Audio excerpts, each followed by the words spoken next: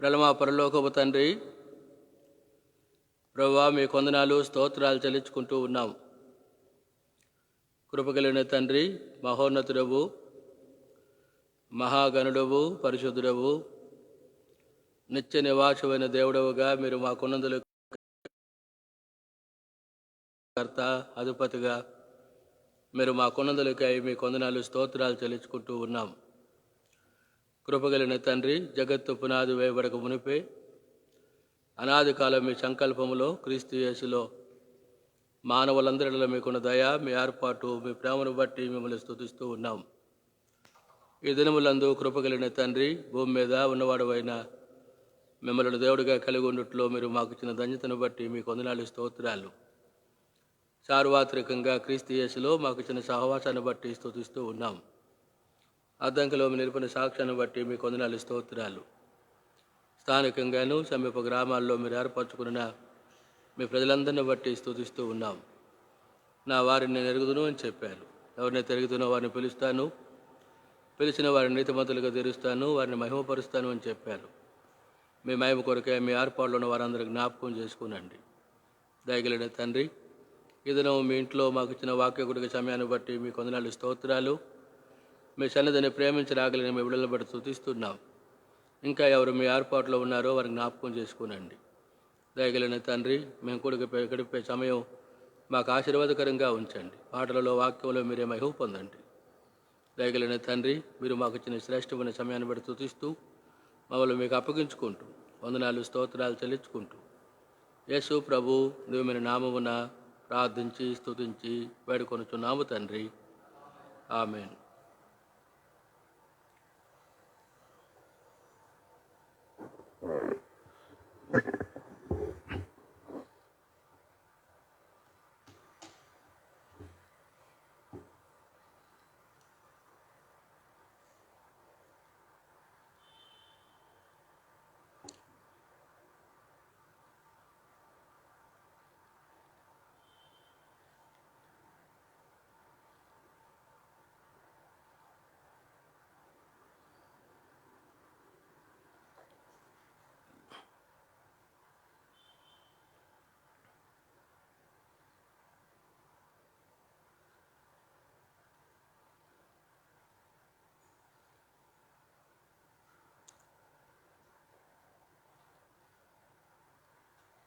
నాలుగు 468వ పాట పాడుకుందాం.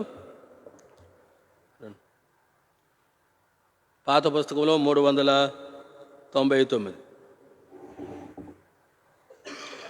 కొత్త పుస్తకంలో 468.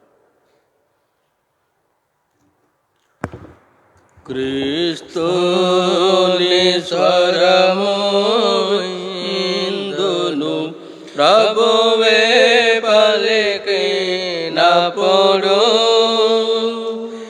మాధుర స్వరమేది మెల్లాని స్వరమేది మాధుర స్వరమేది మెల్లాని స్వరమేది యెహోవాని స్వరము జలములపై వినబడెను.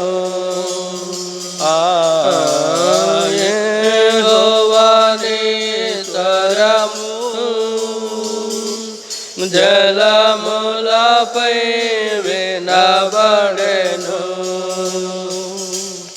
మహిమా గల దేవుడు, మహిమా గల దేవుడు ఉరుము వలె గాజించెను. మహిమా గల దేవుడు ఉరుము వలె గాజించెను. క్రీస్తుని స్వరము విందును ప్రభువే పలికిన pono madhura saramedi melani saramedi madhura saramedi melani saramedi balamainani saramu bahu prabhavamugalati balamainani saramu bahu prabhavamugalati devadaro laverachono devadaro laverachono prajalem panceyonagni devadaro laverachono prajalem panceyonagni Kristo nisaramu vindana Prabhuve palekina poru madhura saramedi melani saramedi madhura saramedi melani saramedi abduta prabhu saramu arane mukadilinchono abduta prabhu saramu arane mukadilinchono akalarala jeyono akalarala jeyono lelani na jeyono akalarala jeyono lelani na jeyono Kristo nisaramu vindana Prabhuve palekina poru madhura saramedi melani saramedi madhura saramedi melani swaramedi alayamandanayo ayanane ganaparacho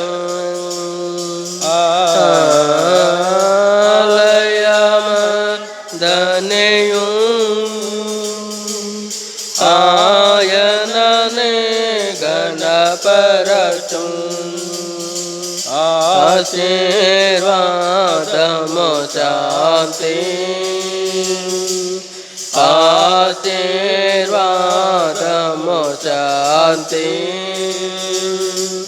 न सगुणाय न सरामे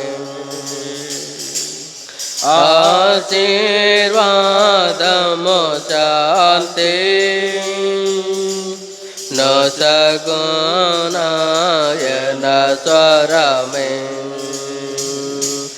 క్రీస్తు స్వరము విందును ప్రభువే పలికినప్పుడు మధుర స్వరమేది మెల్లని స్వరమేది మధుర స్వరమేది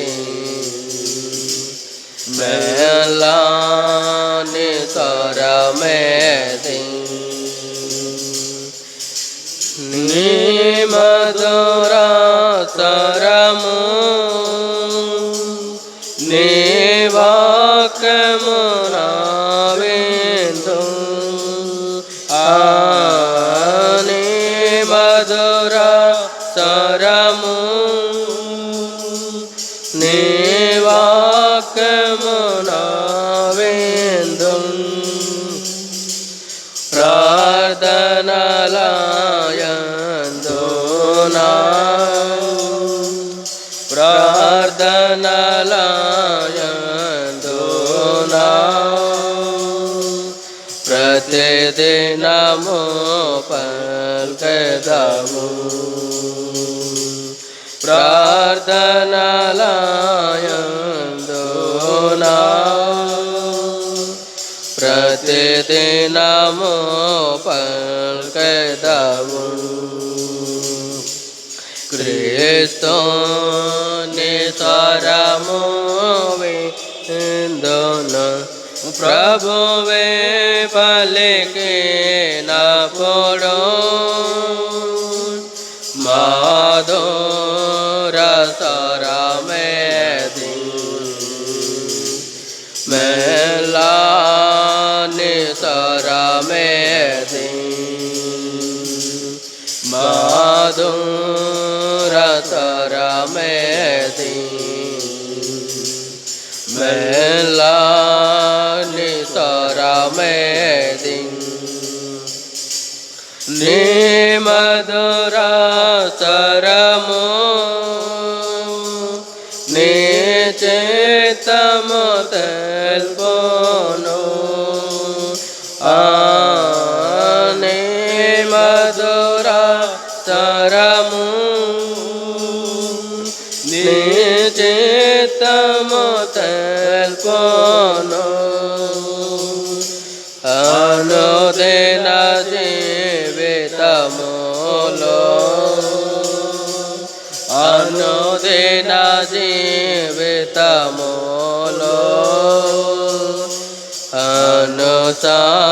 అనుసరించెదా నిన్ను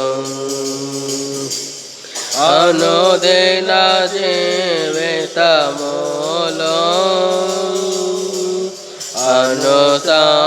అనుసరించెదా నిన్ను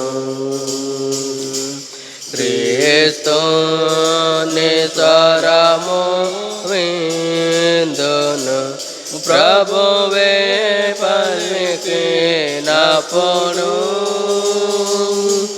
మధుర స్వరమేది మెల్లని స్వరమేది మధుర స్వరమేది మెల్లని స్వరమేది నీ మధుర స్వరము నీ మార్గము జోపోను నీ మధుర స్వరము నీ మార్గము జోపోను కుడి ఎడమల తిరిగేనా కుడి ఎడమల తిరిగేనా నీ స్వరమే వినబడును పుణ్యడమల తిరిగినా నీ స్వరమే వినబడును. క్రీస్తుని స్వరము విందును ప్రభువే పలికినప్పుడు మధుర స్వరమేది మెల్లని స్వరమేది మధుర స్వరమేది మెల్లని స్వరమేది తుఫానులు కలిగి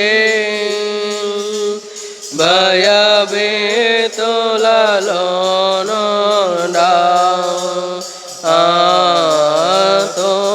తుఫానులు కలిగి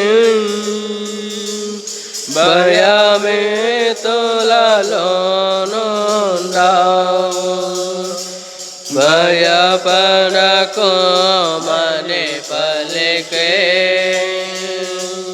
భయపడకు మని పలికే ప్రేమ గలని స్వరమును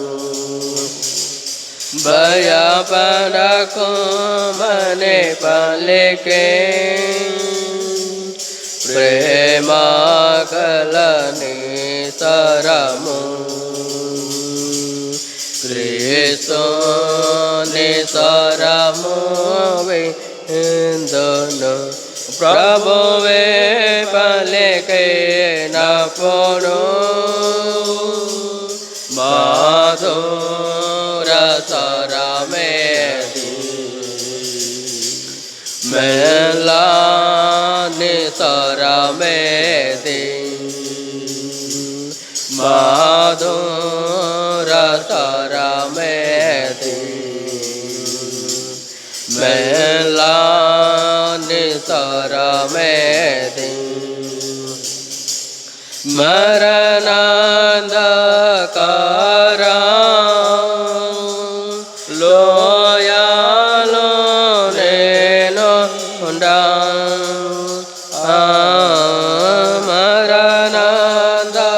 మరణాంధకార లోయలో నేను నీకు తోడయుంటి నీకు తోడయుంటి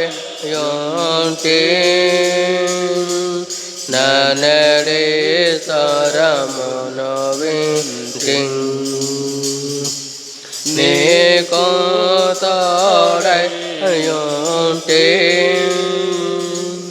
నన్నడి స్వరమును వింటి క్రీస్తుని స్వరము విందును ప్రభువే పలికినప్పుడు మధుర స్వరమేది మెల్లని స్వరమేది మధుర స్వరమేది మెల్లని స్వరమేది ప్రభువా సెలవిమ్ము నీ దాసురాలించు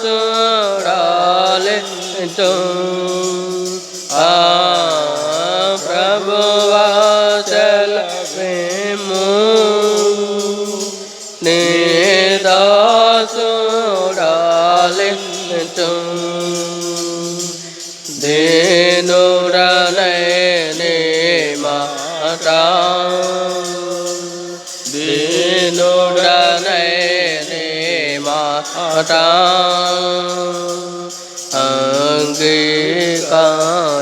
అంగీకరించెదను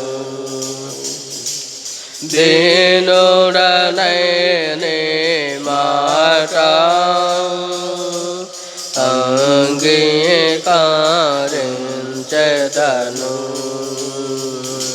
క్రీస్తుని స్వరము విందును ప్రభువే పలికినప్పుడు మధురస్వరమేది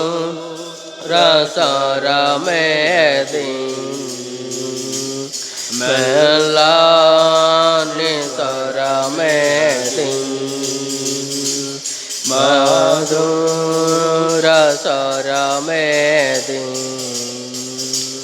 మెల్లని స్వరమేది. ప్రార్థన చేసుకుందాం. సమయం కొరకే దేవుని వాక్యాన్ని మనం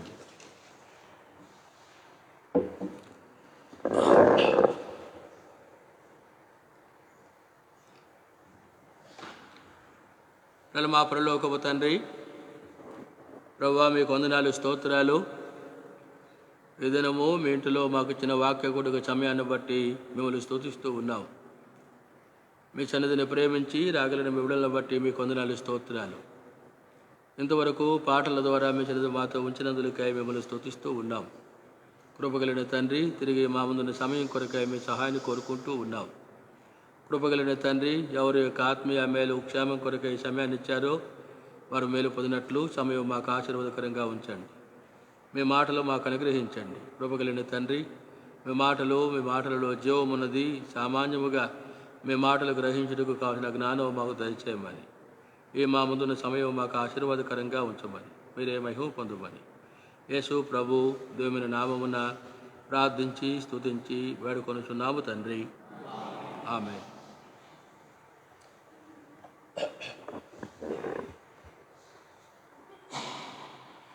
సమయం కొరకై పరిశుద్ధ గ్రంథంలో నుండి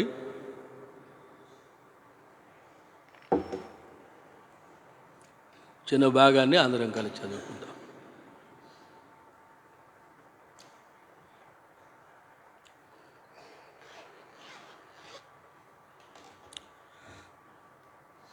నిర్గమకాండము 31వ అధ్యాయం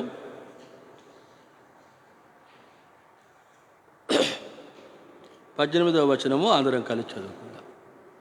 నిర్గమకాండము 31వ అధ్యాయం 18వ వచనం అందరం కలిసి చదువుకుందాం. మరియు ఆయన సీనాయి కొండ మీద మోసేతో మాట్లాడుట చాలించిన తరువాత ఆయన తన శాసనములు గల 2 పలకలను, అనగా దేవుని వ్రేళ్లతో వ్రాయబడిన రాతి పలకలను అతనికి ఇచ్చెను. చాలు. సమయం కొరకై దేవుని వాక్యములో నుండి ఈ మాటలు మనకు జ్ఞాపకం చేయబడుతూ ఉన్నాయి. దేవుని వాక్యంలో మనం చూస్తూ వచ్చాం. 24వ అధ్యాయము నిర్గమకాండం చివరి వచనం, మోసే ఆ కొండ మీదకి వెళ్ళినట్లుగా మనం చూస్తూ ఉంటూ ఉన్నాం. 24వ అధ్యాయము 18వ వచనం, మోసే కొండ మీదకి ఎక్కినట్టుగా చూస్తాం. ఆ కొండ మీద రేయంబగళ్ళు 40 దినములు ఉండెను. కాబట్టి ఆ కొండ మీద మోసే రేయంబగళ్ళు 40 దినములు ఉన్నాడు. 25వ అధ్యాయం 26 నుంచి 31వ అధ్యాయం వరకు కొండ మీద ఉన్నటువంటి సంగతులుగా మనకు జ్ఞాపకం చేయబడుతున్నాయి.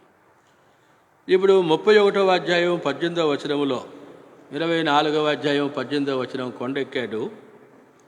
40 రాత్రింబగళ్ళు కొండ మీద మోసే ఉన్నట్టుగా చూస్తూ ఉంటూ ఉన్నాం. ఇప్పుడు 31వ అధ్యాయము 18వ వచనములో మోసే కొండ దిగినట్టుగా చూస్తూ వచ్చాం. కాబట్టి ఎన్ని రాత్రింబగళ్ళు ఆ కొండ మీద మోసే ఉన్నాడు అని అంటే 40 రాత్రింబగళ్ళు. అందుకే 40 అనే మాటను గురించి కొన్ని తలంపులు ఈ వచనములో నుండి మనం చూస్తూ వచ్చాం. తిరిగి ఈ వచనములో మరొక మాట కూడా మనకు జ్ఞాపకం చేయబడుతుంది. ఆ మాటను మనం జ్ఞాపకం చేసుకునే వరంగా మనం ఉంటాం. ఇక్కడ మనం గమనిస్తూ వస్తే మోషేతో మాట్లాడి చాలించిన తర్వాత ఆయన తన శాసనములు గల 2 పలకలను, అనగా దేవుని వ్రేళ్లతో వ్రాయబడిన రాతి పలకలను అతనికి ఇచ్చెను. కాబట్టి దేవుడు తన శాస్త్రములు గల 2 పలకలు అనగా దేవుని వ్రేలుతో వ్రాయబడినటువంటి రాతి పలకలను అతనికి ఇచ్చాను. అంటే దేవుడు 2 రాతి పలకలను తీసుకొని వాటి మీద వ్రేలుతో కొన్ని మాటలు రాసి ఆ రాతి పలకలు మోషేకు ఇచ్చినట్లుగా మనకు జ్ఞాపకం చేయబడుతూ ఉన్నాయి. కాబట్టి దేవుడు ఆ రాతి పలకల మీద రాసి ఇచ్చినటువంటి దేవుని మాటలు ఏంటివి అని మనకు జ్ఞాపకం చేయబడుతూ ఉన్నాయి అని అంటే దేవుని యొక్క శాసనములు అని మనకు జ్ఞాపకం చేయబడుతున్నాయి. దేవుని యొక్క శాసనములు. కాబట్టి శాసనములు అంటే అర్థం ఏంటనంటే ఆజ్ఞలు. కాబట్టి దేవుడు ఆ రాతి పలకల మీద వ్రాసినటువంటివి మన కొరకై దేవుడు ఆయన వ్రాసి ఇచ్చినటువంటి ఆజ్ఞలు, శాసనములు అనేటువంటి మాట దేవుని వాక్యములో మనకు జ్ఞాపకం చేయబడ్డం మనం చూస్తాం. కాబట్టి దేవుడు మోషే ద్వారా వ్రాసి ఇచ్చినటువంటి శాసనములు, ఆజ్ఞలు మన వ్యక్తిగత ఆత్మీయ జీవితంలో ఎంతో మేలైనవిగా కనబడుతూ ఉన్నాయి. అందుకే ఆయన శాసనములు, ఆయన వాక్యము, ఆయన ఆజ్ఞలు, ఒక 5 చిన్న తలంపులు ఈ సమయం కొరకే దేవుని వాక్యముల నుండి మనం జ్ఞాపకం చేసుకునే వరంగా మనం ఉంటాం. కాబట్టి 18వ వచనములో 31వ అధ్యాయములో దేవుడు తన వ్రేలుతో వ్రాయబడిన రాతి పలకలు. కాబట్టి దేవుడు శాస్త్రములు గల 2 పలకలు అనేటువంటివి మనకు జ్ఞాపకం చేయబడుతూ చూస్తూ ఉన్నాం. అంటే దేవుడు వ్రాసినటువంటివి అనేటువంటి మాట మొట్టమొదటి తలంపుగా మనకు జ్ఞాపకం చేయబడుతూ ఉంది. కాబట్టి 24వ అధ్యాయంలో మనం గమనిస్తూ వస్తే 12వ వచనం, 24వ అధ్యాయము 12వ వచనం. అప్పుడు యెహోవా మోషేతో ఇట్లనెను, నీవు కొండ ఎక్కి నా యొద్దకు వచ్చి అచ్చట నుండుము, నీ వారికి బోధించినట్లు నేను వ్రాసిన ఆజ్ఞలను, ధర్మశాస్త్రమును, రాతి పలకలను నీకు ఇచ్చేదను అనగా. కాబట్టి మోషేతో దేవుడు మాట్లాడుతూ ఉన్నాడు. మోషే, నీవు కొండ ఎక్కి రమ్ము, నా యొద్దకు వచ్చి అచ్చట ఉండు, నీవు వారికి బోధించినట్లు నేను వ్రాసిన ఆజ్ఞలను, ధర్మశాస్త్రములను, రాతి పలకలను ఏమని చెప్పాడు, నీకు ఇచ్చేదను అని చెప్పడం దేవుని వాక్యంలో మనకు జ్ఞాపకం చేయబడుతుంది. కానీ మొట్టమొదటి తలంపులో మనం ఏం చూస్తూ ఉన్నావు, నువ్వు ఎక్కి రమ్ము, నేను వ్రాసినటువంటి 2 రాతి పలకలను, ధర్మశాస్త్రమును నీకు ఇచ్చేదను అని చెప్పడం దేవుడు మనకు జ్ఞాపకం చేయబడుతున్నాడు. కాబట్టి ఈ శాసనములు దేవుడే ఆ రాతి పలకల మీద వ్రాసి బోధించినట్లుగా మోషే మన కొరకై దేవుడు మోషేకి ఇచ్చాడు అనేది మనం చూస్తూ ఉన్నాం. కాబట్టి 32వ అధ్యాయం నిర్గమకాండంలో కూడా మనం గమనిస్తూ వస్తే ఓ మాట కనబడుతుంది చూడండి. మోషే శాసనములు గల 2 పలకలను చేత పట్టుకొని కొండ దిగి వచ్చెను. కాబట్టి మోషే ఇప్పుడు ఏం చేశాడు అని అంటే శాసనములు గల 2 పలకలను చేత పట్టుకొని కొండ ఏం చేశాడు చెప్పండి, దిగి వచ్చాడు. దేవుడు చెప్పాడు, రమ్ము, నువ్వు ఇక్కడ కూర్చుండు, నేను వ్రాసినటువంటి శాసనములు, ధర్మశాస్త్రంతో కూడినటువంటి 2 రాతి పలకలను నేను నీకు ఇస్తాను అని చెప్పాడు. కాబట్టి దేవుడు ఏం చేశాడు అని అంటే ఆ రాతి పలకలను మోషేకి ఇచ్చినట్లుగా మనం చూస్తూ ఉన్నాం. మోషే ఆ రాతి పలకలను తీసుకొని దిగి వచ్చినట్లుగా మనం చూస్తూ ఉన్నాం. అయితే అదే వచనంలో గమనిస్తూ వస్తే చూడండి, ఆ పలకలు ఇరు ప్రక్కలను వ్రాయబడినవి, అవి ఈ ప్రక్కను ఆ ప్రక్కను వ్రాయబడి ఉండెను. ఆ రాతి పలకలను గురించి గమనిస్తూ వస్తే ఒక ప్రక్కనే వ్రాయబడలేదంట.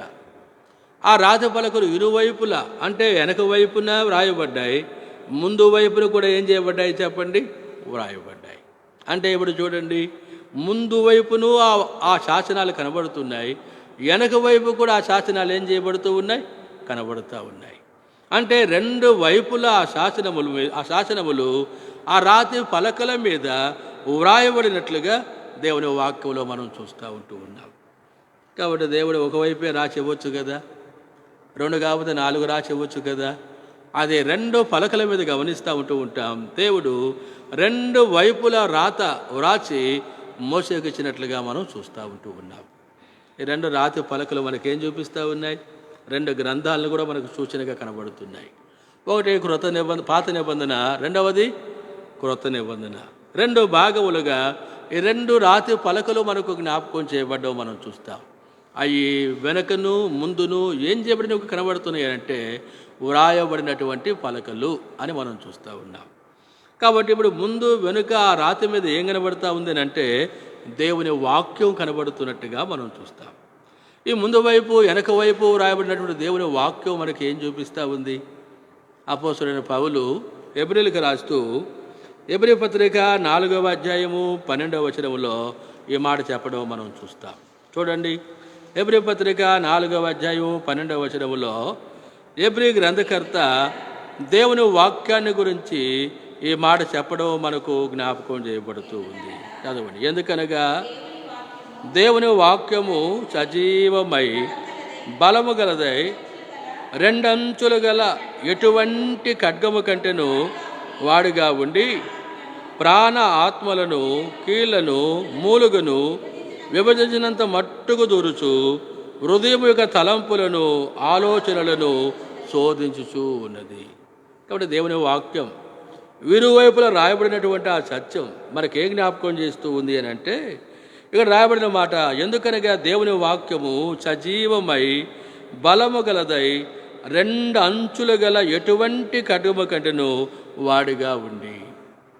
కాబట్టి వాక్యం 2 అంచుల ఆ ఎటువంటి ఖడ్గము కంటే కూడా వాడిగా ఉండి ప్రాణమును ఆత్మను కీళ్లను మూలుగులను విభజించినంత మట్టుకు దూరుచు హృదయముక తలంపులను ఆలోచనలను ఈ వాక్యం ఏం చేస్తూ ఉందంట?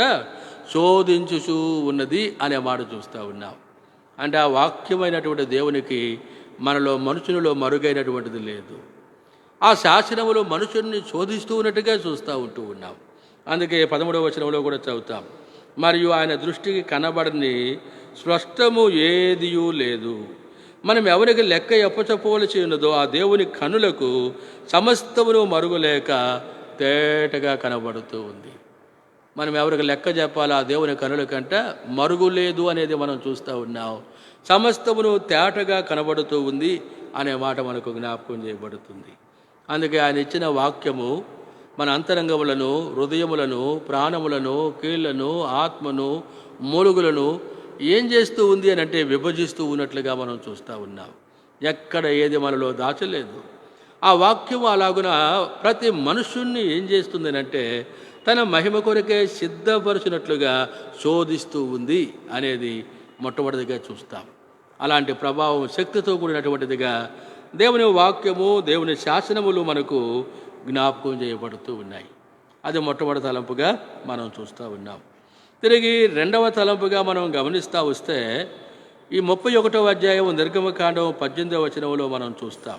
ఆయన తన శాసనములు గల 2 పలకలను అనగా దేవుని వ్రేలుతో వ్రాయబడిన రాతి పలకలను అతనికి ఇచ్చాను. కాబట్టి చేతి వ్రేలుతో వ్రాయబడిన రాతి పలకలను తిరిగి తన శాసనములు గల 2 పలకలను అతనికి ఇచ్చాను అనేటువంటి మాట దేవుని వాక్యములో మనకు జ్ఞాపకం చేయబడ్డం మనం చూస్తూ ఉన్నాం. కాబట్టి 2వదిగా తాను ఇచ్చినటువంటి వాక్యము ఈ శాసనములు అని మనకు జ్ఞాపకం చేయబడుతున్నాయి. ఈ రాతి పలకల మీద వ్రాయబడిన సంగతులు మనకు జ్ఞాపకం చేయబడుతున్నాయి.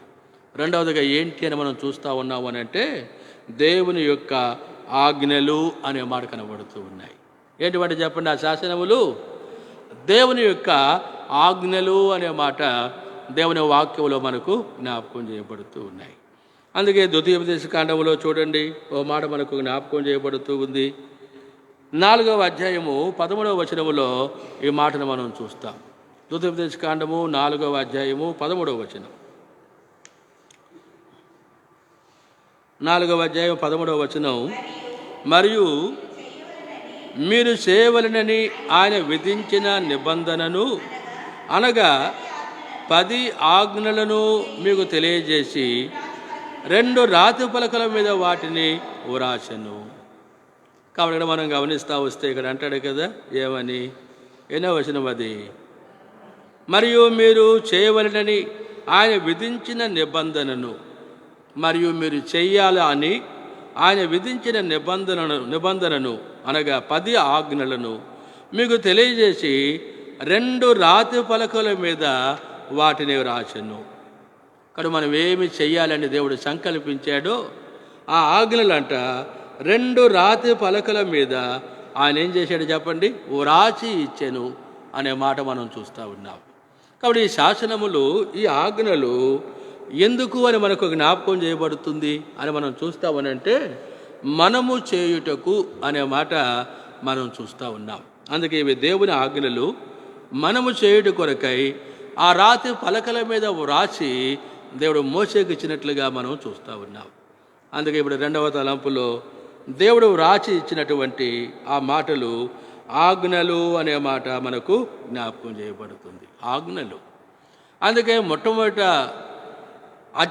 ఈ ఆదికాండంలో మనం గమనిస్తూ వస్తే 2వ అధ్యాయంలో మొట్టమొదటిగా దేవుడు ఏం చేశాడు అని మనం చూస్తామనంటే తన మహిమ కొరకై సృష్టించిన మనుషునికి ఆజ్ఞ ఇవ్వడం మనకు జ్ఞాపకం చేయబడుతుంది. చూడండి 2వ అధ్యాయం 17వ వచనం.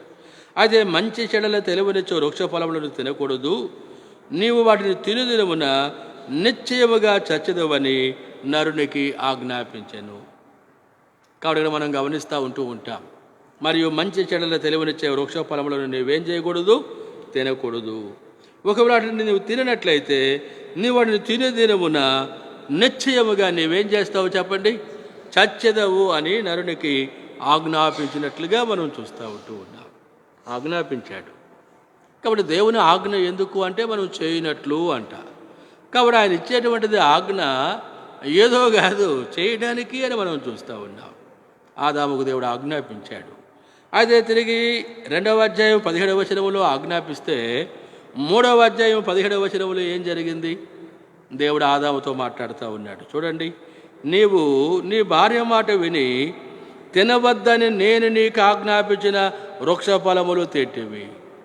నేను తినవద్దు అని నేను నీకేం చేశాను చెప్పండి, ఆజ్ఞాపించాను. అది నేను ఆజ్ఞాపించినట్టు వృక్ష ఫలములను నీవేం చేసావో చెప్పండి, తిన్నావు.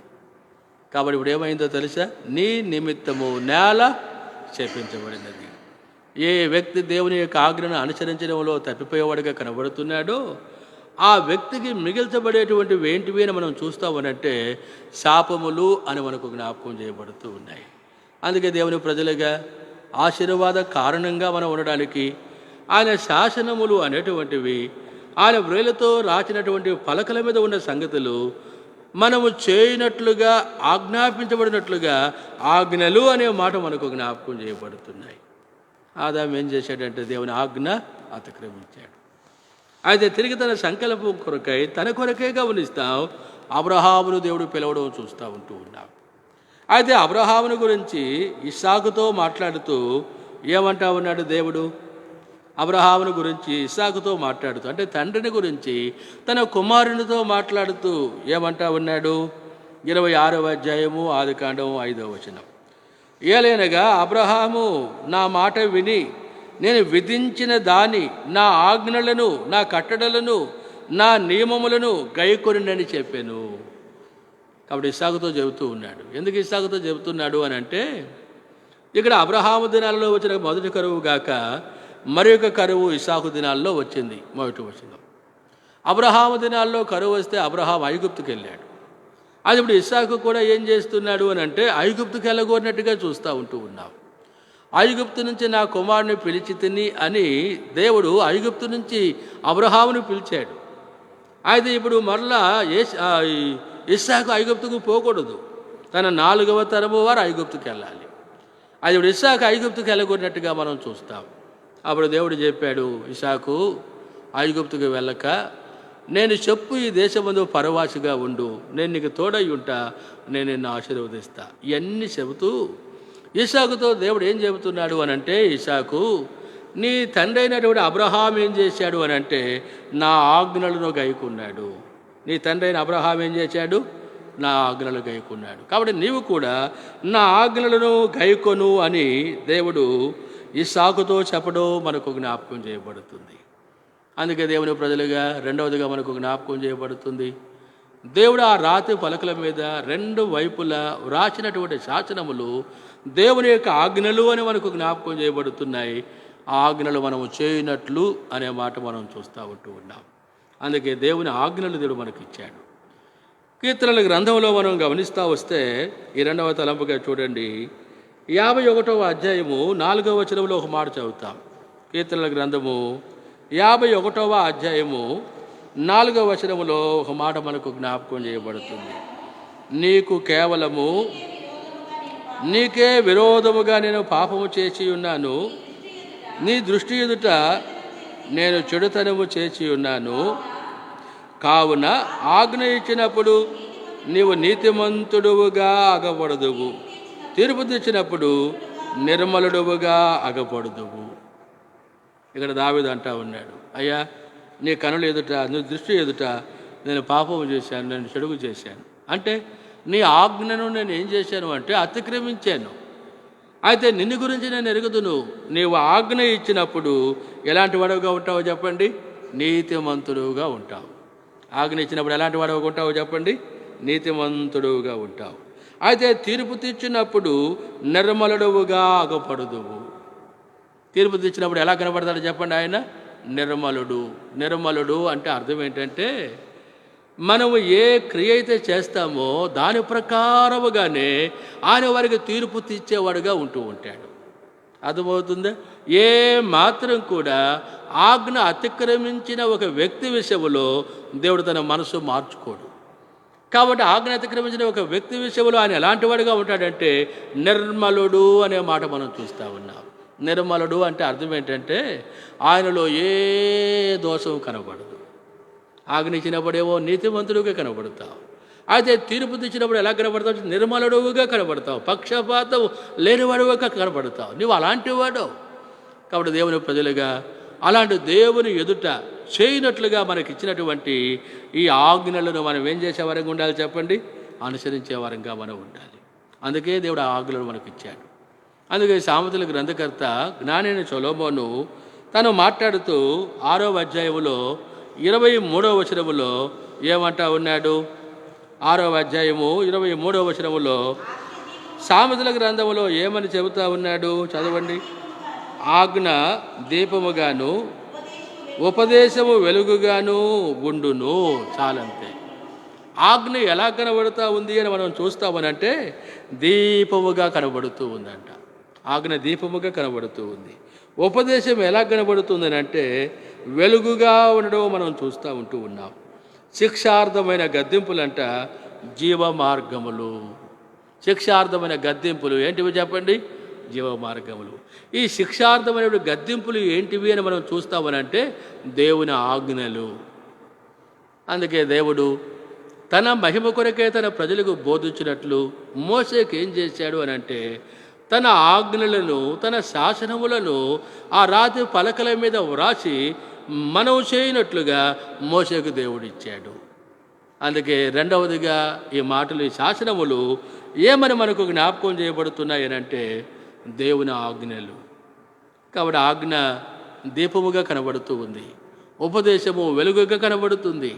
ఈ ఆజ్ఞలు శిక్షార్థమైనటువంటి గద్దింపులుగా కనబడుతూ ఉన్నాయి. అయితే ఇవి మన వ్యక్తిగత ఆత్మీయ జీవితంలో వెలుగులోనికి తన మహిమ కొరకే మన సిద్ధపరిచేవి కనబడుతున్నాయి. అందుకే దేవుడి ఆజ్ఞలు రాతి పలకల మీద వ్రాసి మోషేకి ఇచ్చాడు, మనకు బోధించబడినట్లు అని రెండవదిగా మనం చూస్తూ ఉంటూ ఉన్నాం. తిరిగి మూడవదిగా మనకు జ్ఞాపకం చేయబడుతుంది. చూడండి, ఈ నిర్గమకాండం 31వ అధ్యాయంలో 18వ వచనంలో మనం చూస్తూ వస్తే ఆయన తన శాసనములు గల 2 పలకలను అనగా దేవుని వ్రేలుతో వ్రాయబడిన రాతి పలకలను అతనికి ఇచ్చాను. ఇక్కడ 3వ మాటగా మనకేం జ్ఞాపకం చేయబడుతుంది? ఈ వ్రాయబడినటువంటి శాసనములను అంట మన కొరకే, మనం చేయనట్లు. అది శాసనములు మనకేమని జ్ఞాపకం చేయబడుతుంది? 3వదిగా అతనికి ఇచ్చాను అనే మాట చూస్తూ ఉన్నాం. ఎవరికి ఇచ్చాడంటే చెప్పండి? అతనికి ఇచ్చాను, మోషేకి ఇచ్చినట్లుగా మనం చూస్తూ ఉన్నాం. మోషేకి ఇచ్చినవి ఎవరి కొరకు ఇచ్చాడు అంటే మన కోసరం. అదే మన కోసరం అయినటువంటివి దేవుడు ఎవరికి ఇచ్చాడు అని మనం చూస్తామనంటే మోషేకి ఇచ్చినట్టుగా చూస్తూ ఉన్నాం. అందుకే ద్వితీయోపదేశకాండములో 5వ అధ్యాయము 22వ వచనం చూడండి. ద్వితీయోపదేశకాండము 5వ అధ్యాయము 22వ వచనం. ఈ మాటలను యెహోవా ఐదవ అధ్యాయము 22వ వచనం చదువమ్మా. ఈ మాటలను యెహోవా ఆ పర్వతము మీద అగ్ని మేఘ గాఢాంధకారముల మధ్య నుండి గొప్ప స్వరముతో మీ సమాజం అంతటితో చెప్పి 2 రాతి పలకల మీద వాటిని వ్రాసి నాకిచ్చెను. ఆయన మరి ఏమీ చెప్పలేదు. మీ కొరకు ఏం చెప్పాడో అవన్నీ కూడా నాకు వ్యక్తిగతంగా చెప్పలా.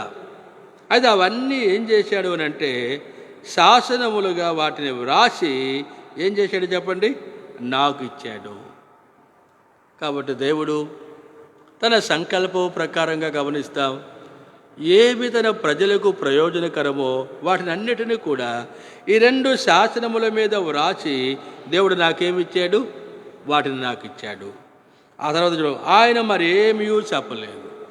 అంటే ఆ శాస్త్రములు ఏదో వ్రాయబడినవి వాటిని మీకు బోధించినట్లుగా దేవుడు వాటిని నాకు ఇచ్చాడు, అవి తప్ప ఇక మరి ఏమీ దేవుడు నాతో చెప్పలేదు అని మోసే ఇశ్రాయేలు ప్రజలతో చెప్పడం మనకు జ్ఞాపకం చేయబడుతుంది.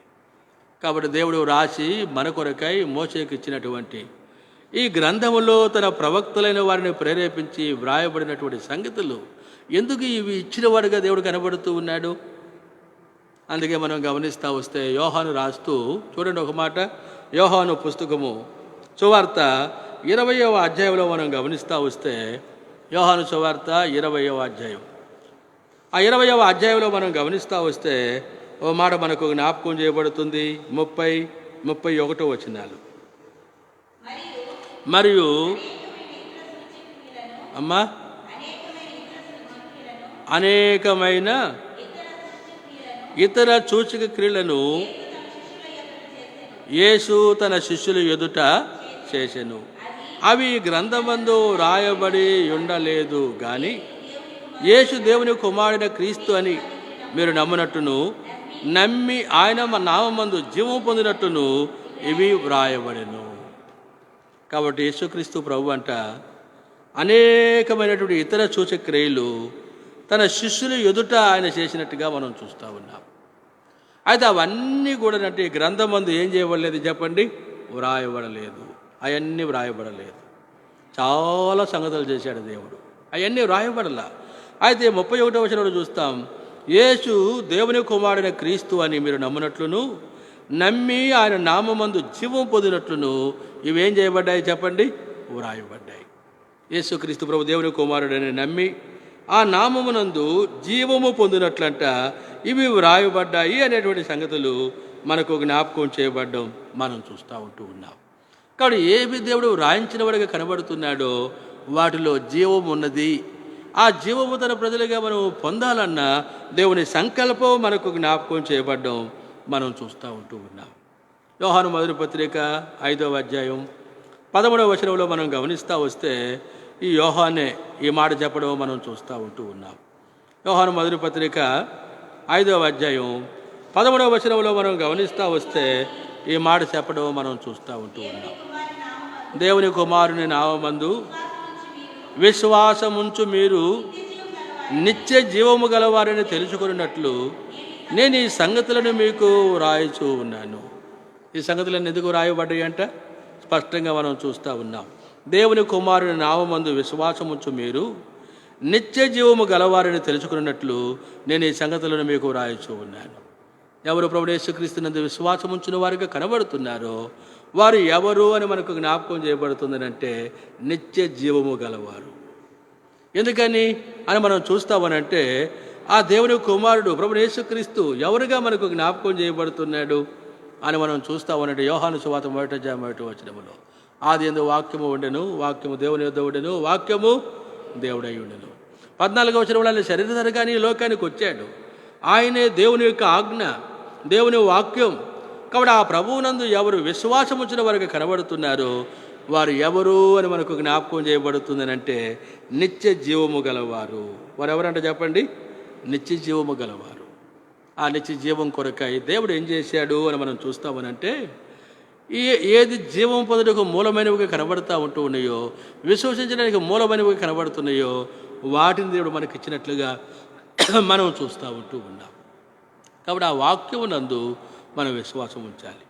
అందుకే కీర్తనలు 19వ అధ్యాయము 9వ వచనంలో చూస్తాం కదా, చదవండి. కీర్తనలు 19వ అధ్యాయం 9వ వచనం మనకు జ్ఞాపకం చేయబడుతూ ఉంది. యెహోవా యందైనటువంటి భయము పవిత్రమైనది. కాబట్టి యెహోవా యందైనటువంటి భయము అది ఎలాంటిదని మనకు జ్ఞాపకం చేయబడుతుందని అంటే పవిత్రమైనటువంటిది, అది నిత్యము నిలుచును. తర్వాత చదవండి. యెహోవా న్యాయ విధులు సత్యమైనవి, అవి కేవలము న్యాయమైనవి. యెహోవా న్యాయ విధులు, యెహోవా ధర్మశాస్త్రం, యెహోవా ఆజ్ఞలు, యెహోవా శాసనములు ఇవి ఎలాంటివి అని మనకు జ్ఞాపకం చేయబడుతున్నాయి అంటే సత్యమైనవి, అవి కేవలము ఎలాంటివంటే చెప్పండి, న్యాయమైనవి. తర్వాత వచనంలో ఆ లేఖనాల గురించి మాట్లాడుతూ గ్రంథకర్త అంటాడు కదా, చదవండి. 10వ వచనం. అవి బంగారు కంటెను, విస్తారమైన మేలిమి బంగారు కంటెను కోరదగినవి. చాలు చాలు. ఈ లేఖనాలు ఎలాంటివిగా మనకు కనబడుతూ ఉన్నాయి? అవి బంగారు కంటెను, విస్తారమైన మేలిమి బంగారు కంటెను ఎలాంటివి చెప్పండి, కోరదగినవి. బంగారాన్ని అబ్బా ఏం ఇష్టపడతాం, ఏం కోరుకుంటాం. ఈ దినాల్లో కొంతమంది అప్పులు చేసి సైతం బంగారాన్ని సంపాదించుకోవడం చూస్తూ ఉన్నాం. అయితే దానికంటేనంట దేవుని న్యాయ విధులు, దేవుని వాక్యము కోరదగినవి అనే మాట మనకు జ్ఞాపకం చేయబడుతున్నాయి. ఎందుకని తర్వాత అంటాడు కదా, తేనె కంటెను, జుంటె తేనె దారుల కంటెను మధురమైనవి. తేనె కంటే, జుంటె తేనె దారుల కంటే ఎలాంటివి ఆయన శాసనములను మనకు జ్ఞాపకం చేయబడుతున్నాయంటే మధురమైనవి. 11వ వచనం కూడా చూడండి. వాటి వలన నీ సేవకుడు హెచ్చరిక నందును, వాటిని గైకొనుట వలన గొప్ప లాభము కలుగును. ఈ శాసనాల వలన నీ సేవకుడు హెచ్చరిక పొందుతాడు. ఈ శాసనములను గైకొనుట వలన ఏం కలుగుతుందంటే చెప్పండి, గొప్ప లాభము కలుగును. అందుకే మీ కొరకై మీరు లాభము పొందినట్లు, మీరు హెచ్చరిక పొందినట్లు ఈ జుంటెతైన దాళ్ల కంటే మధురమైనటువంటి లేఖనములు దేవుడు తన వ్రేలితో రాతి పలకల మీద వ్రాసి వాటిని నాకు ఇచ్చాడు అని ఇక్కడ మోషే చెప్పడం మనకు జ్ఞాపకం చేయబడుతుంది. కాబట్టి దేవుడు మోషే కొరకు రాసి ఇచ్చినటువంటివి మన కొరకు అనేటువంటిది మూడవదిగా మనకు జ్ఞాపకం చేయబడడం మనం చూస్తూ ఉంటూ ఉన్నాం. తిరిగి 4వ తలంపుగా మనకు జ్ఞాపకం చేయబడుతుంది. చూడండి, ఈ 31వ అధ్యాయము నిర్గమకాండం 18వ వచనం. ఆయన తన శాసనములు గల 2 పలకలను అనగా దేవుని వ్రేళ్లతో వ్రాయబడిన రాతి పలకలను అతనికి ఇచ్చెను. కాబట్టి రాతి పలకలను దేవుడు ఏం చేశాడనంటే అతనికి ఇచ్చెను అనే మాటలు మనకు జ్ఞాపకం చేయబడుతున్నాయి. ఇప్పుడు 4వదిగా మనకి ఏం జ్ఞాపకం చేయబడుతుంది అని అంటే దేవుడు ఆ రాతి పలకల మీద వ్రాసి మోసేకి ఇచ్చినటువంటి మాటలు ఏ మాటలు అని మనకు జ్ఞాపకం చేయబడుతున్నాయి అని అంటే దేవుని మాటలు. ఇది 4వ తలంపుగా చూస్తూ ఉంటూ ఉన్నాం. ఆ రాతి పలకల మీద వ్రాయబడినటువంటి మాటలు ఎవరు మాట్లాడి చెప్పండి, అవి దేవుని మాటలు అనేటువంటి మాట ఇక్కడ గట్టిగా స్పష్టంగా మనకు జ్ఞాపకం చేయబడడం మనం చూస్తూ ఉంటూ ఉన్నాం. దేవుని మాటలు అర్థమవుతుంది కదా. ఈ దేవుని మాటలు వాటి గురించి మనం గమనిస్తూ వస్తే ఈ 4వ తలంపుగా మనకి ఏం జ్ఞాపకం చేయబడుతుంది? ఒకసారి మరియా తన ఎదుగు పంపబడినటువంటి దేవదూతతో ఏమి అంటా ఉంది అని అంటే ఇది ఎలాగూ జరుగును. ఏమంటా ఉంది చెప్పండి? లూకాసు వార్త 1వ అధ్యాయంలో చూడండి. మరి అంటా ఉంది ఇది ఎలాగూ జరుగును. ఎన్నో వచనం అది? 1వ అధ్యాయంలో లూకాసు వార్తలో మనం గమనిస్తూ వస్తే ఆమె అంటూ ఉన్న మాట ఏంటంటే 34వ వచనంలో మధ్య భాగం చివరి భాగంలో చూడండి. ఇది ఎలాగూ జరుగునని దూతతో అనగా ఇది ఎలాగూ జరుగుతుంది. అప్పుడు అది ఎలాగ జరుగుతుందో చెబుతూ ఈ మాటను నీతో చెప్పమని ఎవరు చెప్పారు నాకు అంటే దేవుడే చెప్పాడు. అందుకే ఇప్పుడు దూత మరియతో చెబుతున్న మాట ఏంటంటే దేవుడు చెప్పిన ఏ మాట అయినను 37వ వచనం చూడండి. దేవుడు చెప్పినటువంటి ఏ మాట అయినను నిరర్ధకము కానేరదు. దేవుడు చెప్పినటువంటి ఏ మాట కూడా అది ఏం కాదు అని మనకు జ్ఞాపకం చేయబడుతుందని అంటే నిరర్ధకము కాదు అనే మాట మనం చూస్తూ ఉన్నాం. నిరర్ధకం కాదు. ఎందుకంటే నిరర్ధకం కాదు, ఆయన చెప్పిన మాట దేవుడు చెప్పిన మాట కాబట్టి ఆ మాట ఏం కాదు చెప్పండి, నిరర్ధకం కాదు. ఎందుకంటే ఏ మాట అయితే ఎవరు చెప్పారో ఆ చెప్పినటువంటి ఆయనకు అసాధ్యమైనటువంటిది లేదు. అందుకే 18వ అధ్యాయం ఆదికాండంలో చూడండి ఒక మాట, 14వ వచనం. ఆదికాండము 18వ అధ్యాయం 14వ వచనంలో మనం గమనిస్తూ వస్తే ఓ మాట మనకు జ్ఞాపకం చేయబడుతుంది. యెహోవాకు అసాధ్యమైనది ఏదైనా ఉన్నదా? చాలమ్మా. యెహోవాకు అసాధ్యమైనటువంటిది ఏదైనా ఉన్నదా? దేవుని దూతలు అబ్రహాం ఇంటికి వచ్చాడు. అబ్రహాం వారికి ఒక విందు చేశాడు. ఆ విందు భోజనం చేస్తూ అబ్రహాముతో ఆ దూతలు అన్న మాట ఏంటంటే, మీదటికి ఈ కాలమున మరలా నేను మీ యొద్దకు వస్తాము, ఆవిడ నీ భార్యన శారా గర్భవతి అయ్యే కుమారుని కనును అని చెబుతూ ఉంటే శారా గుడారంలో ఉండి నవ్వుకుంటూ ఉండడం చూస్తూ ఉన్నాము. ఈ నవ్వు ఏంటంటే, ఇది జరుగునా సంశయంతో కూడినటువంటి నవ్వు. ఎప్పుడైతే ఆ నవ్వు వారు వింటా వచ్చారు, ఇప్పుడు 14వ వచనంలో అంటూ ఉన్నారు కదా, ఏమని? యెహోవాకు అసాధ్యమైనది ఏదైనా ఉన్నదా? యెహోవాకు అసాధ్యమైనది ఏదైనా ఉన్నదా? ఆయనకు అసాధ్యమైనటువంటిది ఏది కూడా లేదు. ఇర్మియా గ్రంథంలో మనం గమనిస్తూ వస్తే ఓ మాట చూడండి, 32వ అధ్యాయం 17వ వచనంలో ఈ మాట కనబడుతుంది. ఇర్మియా గ్రంథం 32వ అధ్యాయం 17వ వచనంలో మనం గమనిస్తూ వస్తే ఈ మాట మనకు జ్ఞాపకం చేయబడ్డం చూస్తాం. చూడండి, యెహోవా ప్రభువా సైన్యములకు అధిపతియగు యెహోవా అను పేరు వహించువాడా, సూర్యుడా, మహాదేవా, నీ అధిక బలము చేతను శాసన బాహువు చేతను భూమి ఆకాశములను సృజించితివి, నీకు అసాధ్యమైనది లేదు, నీకు అసాధ్యమైనదేదియూ లేదు. అంటే ఆయనకు అసాధ్యమైనదే లేదు, ఆయనకు సమస్తమును సాధ్యం. ఆయన మాట గమనిస్తూ ఉంటున్నావు, అది ఏది కూడా ఏమి కాదని మనకు జ్ఞాపకం చేయబడుతుందని అంటే నిరర్ధకము కాదు. అందుకే మనం గమనిస్తూ వస్తే లూకా సువార్తలో ఒక మాట మనకు జ్ఞాపకం చేయబడుతూ ఉంది, లేక మత్తయి సువార్తలో ఒక మాట మనకు జ్ఞాపకం చేయబడుతూ ఉంది. 19వ అధ్యాయం మత్తయి సువార్త 19వ అధ్యాయంలో ఓ చిన్న సందర్భం మనకు జ్ఞాపకం చేయబడుతుంది. ఆ భాగాన్ని చూడండి. 26వ వచనం. యేసు వారిని చూచి, ఇది మనుషులకు అసాధ్యమే కానీ దేవునికి సమస్తమును సాధ్యమని చెప్పాను. యేసు వారిని చూసి అన్నాడు, ఇది మనుషులకు అసాధ్యమే, అయితే దేవునికి ఏంటిది చెప్పండి, సమస్తమును సాధ్యం. ఏంటి మనుషులకు అసాధ్యము? ఈ భాగం అంతా మనం గమనిస్తూ వస్తే ఎక్కువ చెప్పుకోలేం, కానీ ఒక బోధకుడు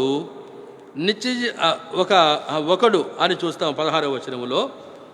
తర్వాత ఒక యవనస్తుడు అని చూస్తాం మరొక సువార్తలో.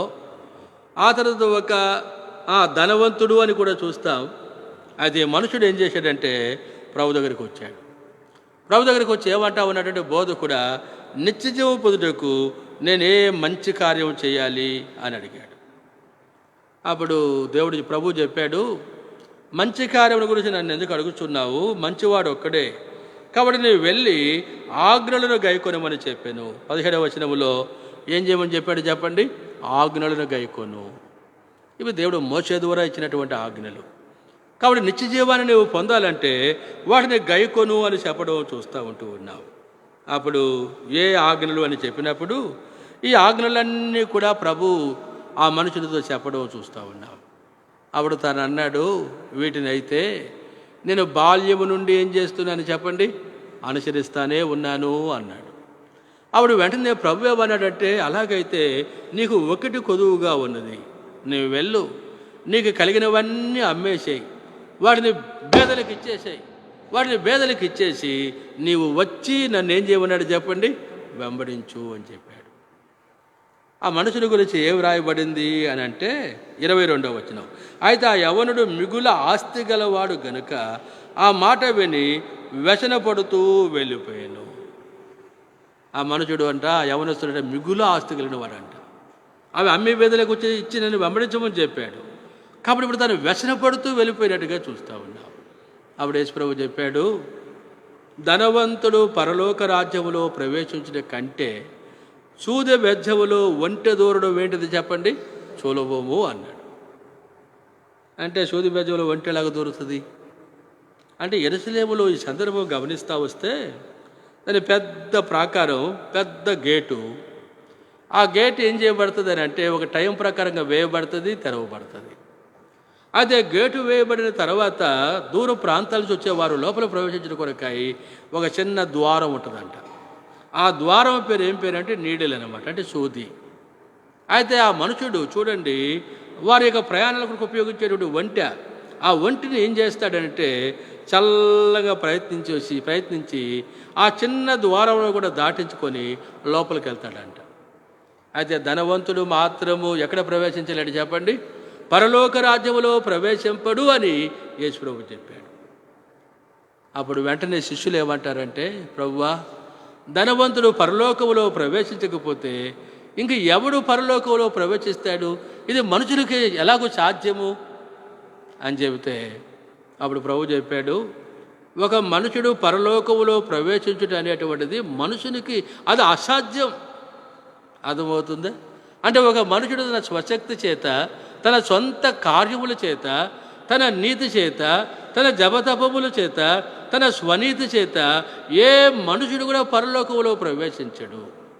అయితే ఒక వ్యక్తి పరలోకములో ప్రవేశించుటకు అది ఎవరికి సాధ్యము అని మనకు జ్ఞాపకం చేయబడుతుందని అంటే ఒక దేవునికి మాత్రమే సాధ్యం. ఆయనకి అసాధ్యమైనటువంటిది లేదు. కాబట్టి ఆయన ద్వారానే ఒక వ్యక్తి ఆ నిత్యత్వంలో ప్రవేశించేవాడుగా కనబడుతున్నాడు. ఇదే దేవుని మాట. ఈ మాట ఏమి కాదు అని మనకు జ్ఞాపకం చేయబడుతుందని అంటే నిరర్ధకము కాదు. అందుకే ఆ ప్రభువును కలిగి ఆ శాసనాలు మనం అనుసరించడం ద్వారా, కాబట్టి అవి దేవుని మాటలుగా విశ్వసించడం ద్వారా, అంగీకరించడం ద్వారానే మనము లోకమును సమస్తమును జయించగలుగుతాం. దేవుని రాజ్యములో నిత్యత్వంలో మనం ప్రవేశించే వారంగా ఉంటాం. కాబట్టి నిత్యత్వం కొరకై, ఆయన రాజ్యములో ప్రవేశించిన కొరకై దేవుని మాటలు మనకు ఇవ్వబడ్డాయి. కాబట్టి ఆ మాటలు ఆయనకు అసాధ్యమైనది లేదు. దేవుడు చెప్పిన ఏ మాట కూడా ఏం కాదు చెప్పండి, నిరర్ధకము కాదు. అయితే చాలా పనులు మనం ఏం చేస్తాం? ప్రభు చెప్పాడు, నువ్వు వెళ్ళు, నీ కలిగినవన్నీ అమ్మి పేదలకు ఇచ్చేసేయి, నువ్వు నన్ను వెంబడించు అని చెప్పాడు. ఆయన మాటలు ఎంతో పవిత్రమైనటువంటివి. అది ఆ మనుషుడు చేయలేకపోయినాడు. కాబట్టి పరలోక రాజ్యానికి తాను దూరం అయిపోయినట్టుగా చూస్తూ ఉన్నాం.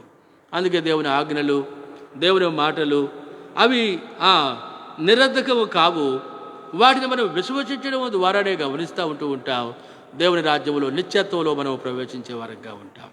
కాబట్టి ఆజ్ఞలు ఒక వ్యక్తి నిత్యత్వంలో ప్రవేశించిన కొరకై దేవుని మాటలుగా మనకు ఇవ్వబడ్డాయి అని 4వ తలంపుగా మనం చూస్తూ ఉన్నాం. తిరిగి చివరిగా 5వ తలంపుగా జ్ఞాపకం చేయబడుతుంది. చూడండి, ఈ 31వ అధ్యాయం నిర్గమకాండములో చూడండి. తరువాత ఆయన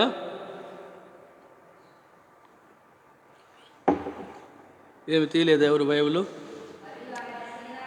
తరువాత అక్కడ చదువు. తరువాత ఆయన తన శాసనములు గల 2 పలకలను, అనగా దేవుని వివరాలతో వ్రాయబడిన రాతి పలకలను అతనికి ఇచ్చాను. ఇప్పుడు 5వ తలంపుగా చూస్తాం. మోషే కంట తన చేతితో వ్రాయబడినటువంటి రాతి పలకలను ఎవరికి ఇచ్చాడు చెప్పండి? మోషేకి ఇచ్చాడు. వాటిని మనం నెరవేర్చే వరంగా మనం ఉండాలి. మన కొరకే ఆగులను ఇచ్చినట్టుగా చూస్తూ ఉన్నాం. అయితే దేవుని వాక్కులో మనం గమనిస్తూ వస్తే ఈ 5వ తలంపుగా మరొక సందర్భం మనకు జ్ఞాపకం చేయబడుతుంది. చదవండి, కొరింథీ 2వ పత్రిక 3వ అధ్యాయంలో, కొరింథీ 2వ పత్రిక 3వ అధ్యాయంలో 3వ వచనం. కొరింథీ 2వ పత్రిక 3వ అధ్యాయము 3వ వచనం తీసిన వారు చదవండి అమ్మా. రాతి పలకల మీద కానీ చిరాతో కానీ వ్రాయబడక మెత్తని హృదయములు అను పలకల మీద జీవము గల దేవుని ఆత్మతో మా పరిచర్య మూలముగా వ్రాయబడిన క్రీస్తు పత్రికయే ఉన్నారని మీరు తేటపరచబడుచు ఉన్నారు. కాబట్టి ఇక్కడ మోసే లేక పౌలు ఏం జ్ఞాపకం చేస్తూ ఉన్నాడు అని అంటే నిర్గమకాండం 31వ అధ్యాయం 18వ వచనాన్ని ఇక్కడ ప్రస్తావన చేయడం మనం చూస్తూ ఉన్నాం. దేవుడు తన వ్రేలితో రాతి పలకల మీద వ్రాసి మోషేకి ఇచ్చినట్లుగా చూస్తూ ఉన్నాం. అది ఎక్కడ అంటాడు ఏమని? రాతి పలక మీద కానీ, చిరాతో అంటే కాగితం మీద కానీ వ్రాయబడక అని మనం చూస్తూ ఉన్నాం. అంటే సిరాతో కాగితం మీద రాయబడలా, రాతి పలకల మీద వ్రాయబడలా. చదవండి. మెత్తని హృదయములు అను పలకల మీద జీవము గల దేవుని ఆత్మతో మా పరిచర్య మూలముగా వ్రాయబడిన క్రీస్తు పత్రికయ్యి ఉన్నారని మీరు తేటపరచబడుచూ ఉన్నారు. కొరింథీలో ఉన్న వారికి రాస్తూ ఏమంటా ఉన్నారు అని అంటే, రాతి పలకల మీద రాయలేదు ఆయన. అర్థమవుతుందా? చిరాతో కాగితముల మీద వ్రాయలేదు. దాన్ని ఏం చేశాడు? మా పరిచర్య మూలముగా మెత్తని మీ హృదయములనే పలక మీద జీవముగల దేవుని ఆత్మతో వ్రాయబడిన క్రీస్తు పత్రిక అయి ఉన్నారు. కాబట్టి ఇప్పుడు మనం ఆ పత్రిక ఎవరు అని మనకు జ్ఞాపకం చేయబడుతుందని అంటే, ప్రభు తాను తన స్వరక్తం వచ్చి సంపాదించిన దేవుని ప్రజలు అనే మాట మనకు జ్ఞాపకం చేయబడుతుంది. మీరే క్రీస్తు పత్రిక. అందుకే మనం గమనిస్తూ వస్తే లోకము మనల్ని ఏం చేసేదిగా కనబడుతూ ఉందని మనం చూస్తామనంటే చదువుకునేదిగా కనబడుతుంది. అర్థమవుతుందా? చాలా మంది మనకు తెలియదేమో కానీ ఇతరులు మనల్ని ఏం చేస్తారో తెలుసా? మనం మాట్లాడుతున్నా, మనం ప్రవర్తిస్తున్నా, మనం పోతున్నా, మనం వస్తున్నా, మనం కొంటున్నా, మనం అమ్ముతున్నా, మనం తింటున్నా, మనం త్రాగుతున్నా, మనం ఏం చేస్తూ ఉన్నా వాళ్ళు ఏం చేస్తూ ఉంటారు చెప్పండి? పరిశీలన చేస్తూ ఉంటారు. కాబట్టి వారు మనల్ని పరిశీలన చేసినప్పుడు వాళ్ళు మనం చదివినప్పుడు గమనిస్తాం, క్రీస్తు లోకానికి కనబడాలి. అలాగ కనబడు కొరకైనటువంటి మెత్తని హృదయముల మీద దేవుని ఆత్మతో రాయబడినటువంటి క్రీస్తు పత్రికలు మీరు అయ్యున్నారనేటువంటి మాట ఇక్కడ పౌలు కొరింథీలో ఉన్న ప్రభు ప్రజల గురించి చెప్పడం చూస్తూ ఉన్నాం. కాబట్టి ఎందుకు మన హృదయం మీద రాశాడు? కాబట్టి రాతి పలకల మీద రాసి ఇచ్చాడు కదా. ఆ భాగాల్లో మనం కిందకు వచ్చి గమనిస్తూ వస్తే కొన్ని మాటలు మనకి ఏం జ్ఞాపకం చేయబడతాయి అని మనం చూస్తాము అని అంటే, చూడండి 5వ వచనం. మా వలన ఏదైనా అయినట్లుగా ఆలోచించుకున్నట్టుకు మా అంతటా మేమే సమర్థులము అని కాదు, మా సామర్థ్యము దేవుని వలననే కలిగి ఉన్నది. ఆయనే మమ్మల్ని క్రొత్త నిబంధనకు అనగా అక్షరముకు కాదు కానీ ఆత్మకే పరిచారకులం అవుటకై మాకు సామర్థ్యము కలిగించి ఉన్నాడు. కాబట్టి పౌలు ఏమంటా ఉన్నాడంటే, ఇప్పుడు ధర్మశాస్త్రము, రాతి పలకలు, అక్షరము అని మనకు జ్ఞాపకం చేయబడుతుంది. ఆ అక్షరమునకు మోసేను దేవుడు ఏం చేశాడు అని అంటే పరిచారకుడుగా నియమించినట్లుగా మనం చూస్తూ ఉన్నాం. అది ఇప్పుడు పౌలు ఏమంటాడంటే, మోసేను వలె మమ్మలను అక్షరమునకు పరిచారకులముగా కాక ఆత్మకే పరిచారకులమవుటకు దేవుడు మాకు ఏం కలిగించాడు చెప్పండి? సామర్థ్యం కలిగించాడు. కాబట్టి ఇప్పుడు మేము అక్షరానికి పరిచారకులము కాము, మేము ఆత్మకు పరిచారకులము అనే మాట పౌలు చెప్పడం చూస్తూ ఉన్నాం. ఎందుకు? ఆ తర్వాత మనం గమనిస్తూ వస్తే చూడండి 6వ వచనం చివరి భాగంలో, అక్షరము సంపును కానీ ఆత్మ జీవింపజేయును. అక్షరం ఏం చేస్తుంది చెప్పండి? సంపుతుంది. ఆత్మ ఏం చేస్తుంది అంటే జీవింపజేసేదిగా కనబడుతుంది. అందుకే చూడండి, దేవుని యొక్క శాసనములు, దేవుని యొక్క ఆజ్ఞ అతిక్రమించడం పాపం యొక్క ఫలితం ఏంటిది చెప్పండి? మరణం. కాబట్టి ఇప్పుడు ఆజ్ఞలు ఏం చేస్తూ ఉన్నాయి అంటే, అక్షరం ఏం చేస్తుంది అంటే చంపేదిగా కనబడుతూ ఉంది. అది దేవుని శాసనం. అయితే ఆత్మ ఏం చేస్తూ ఉంది అని మనకు జ్ఞాపకం చేయబడుతుంది అంటే జీవింపజేయును అనే మాట మనం చూస్తూ ఉన్నాం. అదే పాత నిబంధన కాలంలో చూడండి, ఈ అక్షరమునకు గమనిస్తూ ఉంటాం ఎంత మహిమను దేవుడిచ్చాడు. ఆ ధర్మశాస్త్రమునకు, ఆ ఆజ్ఞలకు ఎంతగా భయపడినారు. అందుకే ఆ వచనాల్లో కిందకు వచ్చి గమనిస్తూ వస్తే 7-8 వచనాలు చూడండి. మరణ కారణమగు పరిచర్య రాళ్ల మీద చెక్కబడిన అక్షరములకు సంబంధించినదైనను మహిమతో కూడినదాయను.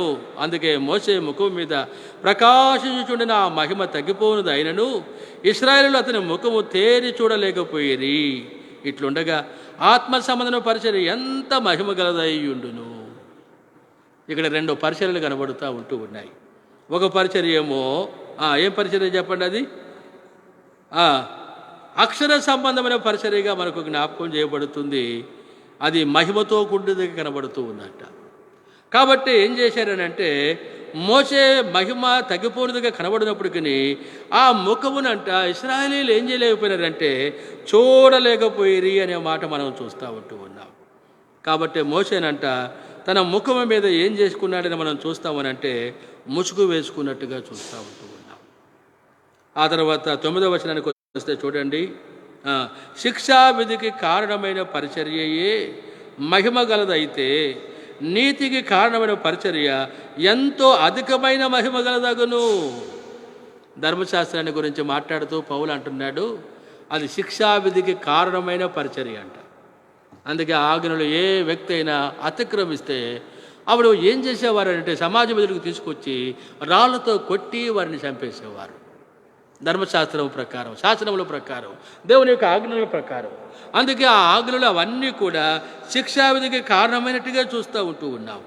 అందుకంటాడు కదా, శిక్షావిధికి కారణమైన పరిచర్య మహిమ గలదైతే నీతికి కారణమైన పరిచర్య ఎంతో అధికమైన మహిమ గలదగును.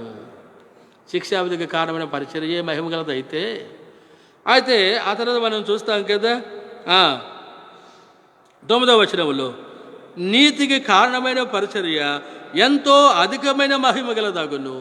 నీతి అంటే నమ్మడం.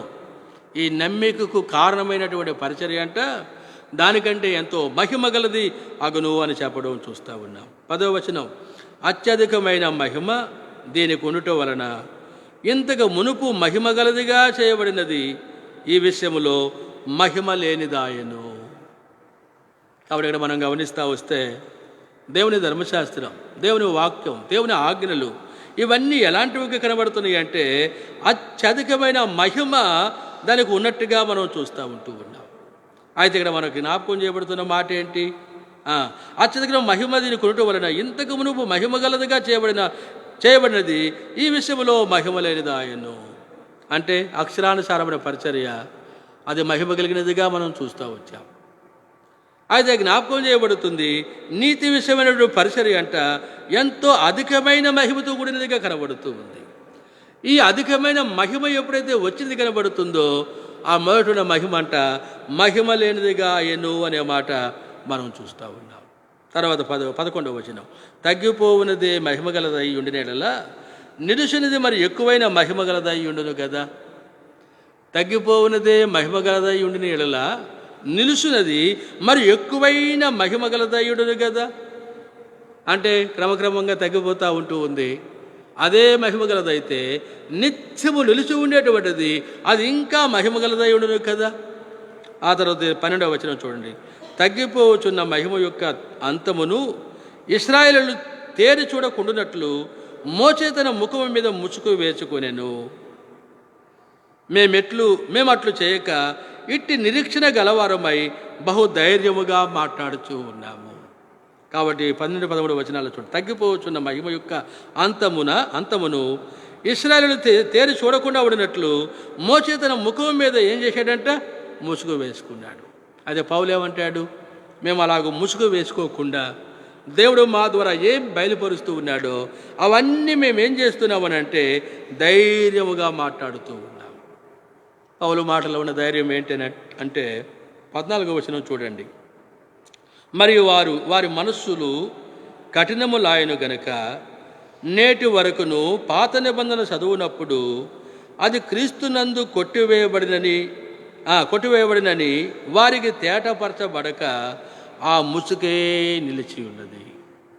ధర్మశాస్త్రం అంతా కూడా యేసుక్రీస్తు ప్రభువునందు నెరవేర్చబడింది. యేసుక్రీస్తు ప్రభువునందు నెరవేర్చబడింది కాబట్టి అది ఏం చేయబడినది అనే మాట మనకు జ్ఞాపకం చేయబడుతుంది అంటే కొట్టివేయబడినది అనే మాట మనం చూస్తూ ఉన్నాం. కొట్టివేయబడినది కాబట్టి అది కొట్టివేయబడినది అన్న సంగతినంట ఇశ్రాయేలులకు ఏం కాలేదు చెప్పండి? తెలియబడలేదు. క్రీస్తులో అవన్నీ నెరవేర్చబడ్డాయి అన్న సంగతి ఇశ్రాయేలులకు తెలియబడలేదంట. ఆ కారణాన్ని బట్టి వారి మీద ఏమి ఉన్నది అని మనకు జ్ఞాపకం చేయబడుతుంది అంటే ఆ ముసుకే నిలిచి ఉన్నది అనే మాట దేవుని వాక్యంలో మనం చూస్తూ ఉంటూ ఉన్నాం. వారి మీద ముసుగు నిలిచి ఉన్నది. అందుకే వారు ధర్మశాస్త్రం కిందనే ఉంటారు, కృపలోనికి వారు రారు అనేది మనకు జ్ఞాపకం చేయబడుతూ ఉంది. అయితే ఇప్పుడు తర్వాత 15వ వచనంలో గమనిస్తూ వస్తే నేటి వరకును మోషే గ్రంథం వారు చదువునప్పుడల్లా ముసుగు వారి హృదయముల మీద ఉన్నది కానీ 16వ వచనం, వారి హృదయము ప్రభువు వైపునకు ఎప్పుడు తిరుగునో అప్పుడు ముసుగు తీసివేయబడును. 17వ వచనం, ప్రభువే ఆత్మ, ప్రభు యొక్క ఆత్మ ఎక్కడ ఉండునో అక్కడ స్వాతంత్ర్యము ఉండును. ప్రభువే ఆత్మ, ప్రభు యొక్క ఆత్మ ఎక్కడ ఉంటూ ఉన్నదో అక్కడ ఏముంటుందంటే చెప్పండి, స్వాతంత్ర్యము ఉండును. అందుకని మనం గమనిస్తూ వస్తే, ఒకటి అక్షరానుసారమైన పరిచర్య, అది రాతి పలకల మీద వ్రాయబడిన శాసనముల ద్వారా, ఆజ్ఞల ద్వారా వచ్చినట్టుగా చూస్తూ ఉంటూ ఉన్నాం. రెండవదిగా మనకు జ్ఞాపకం చేయబడుతుంది ఆత్మానుసారమైనట్టుగా పరిచర్య. ఈ ఆత్మానుసారమైన పరిచర్య గమనిస్తూ ఉంటున్నాం. కృపచేత, ఆత్మచేత మనకు అనుగ్రహించబడినట్టుగా మనం చూస్తూ ఉన్నాం. కాబట్టి దానిని క్రీస్తు నెరవేర్చేశాడు. కాబట్టి ఇప్పుడు చూడండి, ఒక వ్యక్తి ఎప్పుడు ప్రభు వైపు చూసేవాడిగా కనబడుతూ ఉన్నాడో, ప్రభువే ఆత్మ కనుక ప్రభు ఆత్మ ఎక్కడ ఉంటూ ఉన్నదో అక్కడ ఏముంటా ఉంది చెప్పండి, స్వాతంత్ర్యం ఉంటా ఉంది. అంటే ఆత్మ ఏమి చేయాలో ఏమి చేయకూడదు, ప్రభు కొరకు ఎలాగో మనం జీవించాలో, ఇవన్నీ కూడా ఆత్మే మెత్తని మన హృదయంలో రాయబడినటువంటి క్రీస్తు పత్రికగా గమనిస్తూ ఉంటున్నాం. మనకు బోధించేదిగా, ఇతరులకు చూపించేదిగా ఆత్మ కనబడుతూ ఉంది. అందుకే చివరిగా ఏం రాయబడింది, 17-18 వచనం, మనమందరమును ముసుగు లేని ముఖముతో ప్రభు యొక్క మహిమను అద్దము వలె ప్రతిఫలింపచేయుచు మహిమ నుండి అధిక మహిమను పొందుచు ప్రభువు ఆత్మ చేత ఆ పోలికగానే ఏం చేయబడుతున్నామో చెప్పండి, మనం మార్చబడుతూ ఉన్నాం. ప్రభు మన కొరకు చూపిన ఆ మాదిరిని ఆనప్రజలుగా మనం కలిగి ఉండేవారంగా ఉండాలి. అందుకే దేవుని వాక్కులు మనం గమనిస్తూ వస్తే 5 ప్రాముఖ్యమైన సంగతులు మనకు జ్ఞాపకం చేయబడుతున్నాయి. ఈ 31వ అధ్యాయం 18వ వచనములో 40 రాత్రింబగళ్ళు మోసి ఆ కొండ మీద ఉన్నాడు. 2 రాతి పలకలు వెలుపుట లోపల రాయబడినవిగా, ఇవి దేవుని శాసనములు, దేవుని ఆజ్ఞలు అనేటువంటివి దేవుడు మనం చేయనట్లుగా, మోసేకిచ్చినట్లుగా మనకు జ్ఞాపకం చేయబడుతున్నాయి.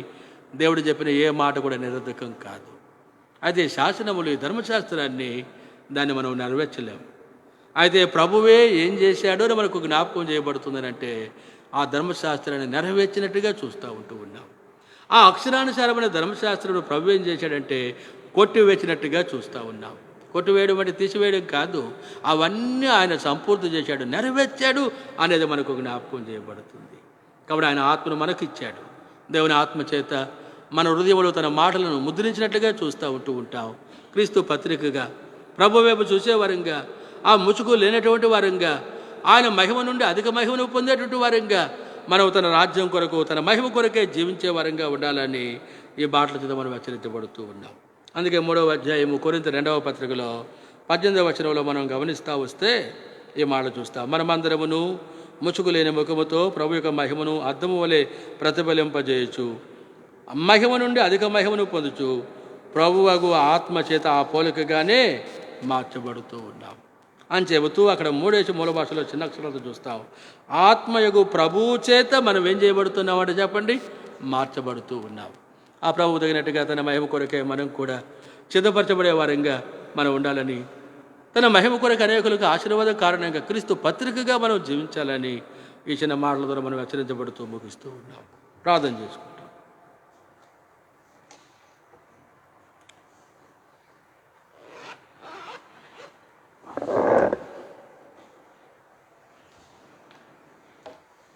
మా పరలోకపు తండ్రి, ప్రభువా మీకు వందనాలు, స్తోత్రాలు. మీరు మాకు ఇచ్చిన కొద్ది శ్రేష్టమైన సమయాన్ని బట్టి మిమ్మల్ని స్తుతిస్తూ ఉన్నాం. దయగలిగిన తండ్రి, మీ సన్నిధిని ప్రేమించి రాగలిగిన మీ బిడ్డలను బట్టి మీకు వందనాలు, స్తోత్రాలు. నిర్గమకాండము 31వ అధ్యాయము 18వ వచనములో దయగలిగిన తండ్రి 40 రాత్రింబగళ్ళు మోసే కొండ ఎక్కినట్లుగా మేము చూస్తూ వచ్చాం.